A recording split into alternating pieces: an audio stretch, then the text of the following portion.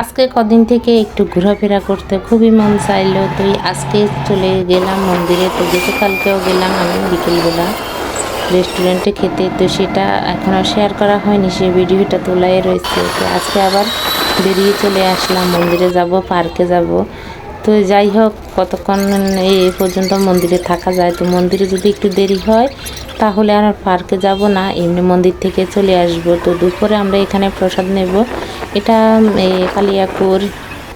Kaliakair ISKCON মন্দির। তো আসার পরে আমরা এখানে দেখলাম একটা অন্নপ্রাশন চলছে।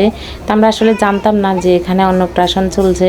তো আমরা প্রভুর সঙ্গে আগে কথা বললাম সকালবেলা, কিন্তু প্রভু আমাদের বলেনি যে অন্নপ্রাশন চলছে। তো যাই হোক, আসার পরে অন্নপ্রাশন হলো। অন্নপ্রাশনের পরে আমরা সবাই মিলে যে এখানে প্রসাদ নিতে বসে পড়লাম।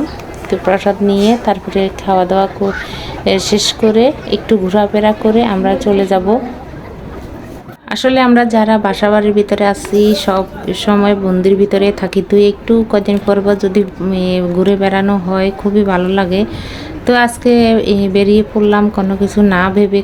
কালকেও যাওয়ার চেষ্টা করলাম যে পার্কে যাব, তো পরে আর বৃষ্টির জন্য যেতে পারলাম না। পরে বিকেলবেলা রেস্টুরেন্টে গিয়ে খাওয়া দাওয়া করে চলে আসলাম। এই যে আমাদের প্রসাদ নেওয়া শেষ।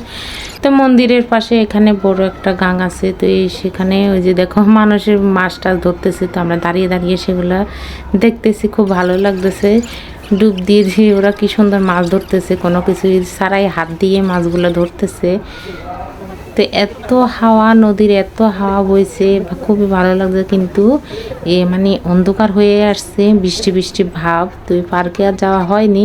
তো এই যে দেখো, যখন দেখলাম একটু মেঘলা মেঘলা, তখনই আমরা এই যে জগন্নাথ দর্শন করে আমরা এখন রওনা দেব, কিছু কেনাকাটা করব। তো একাদশী যখন করি, একাদশী কিছু জিনিসপাতি ছিল, তো সেগুলো কেনাকাটা করে আমরা বেরিয়ে পড়বো। তো ভিডিওটি এ পর্যন্ত, টাটা।